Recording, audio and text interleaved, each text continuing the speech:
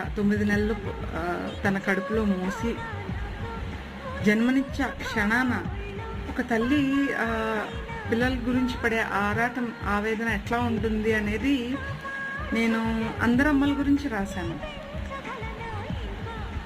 జన్మనిచ్చిన క్షణమున తల్లి పడే ఆరాటం అని హెడ్డింగ్ పెట్టుకున్నాను.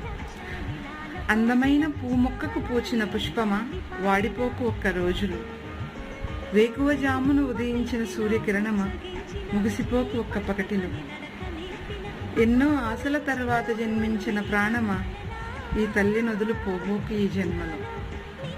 అంటే ఒక పువ్వులాగా ఒక్కరోజు ఉదయం మాత్రమే ఉండే ఒక సూర్యుడిలాగా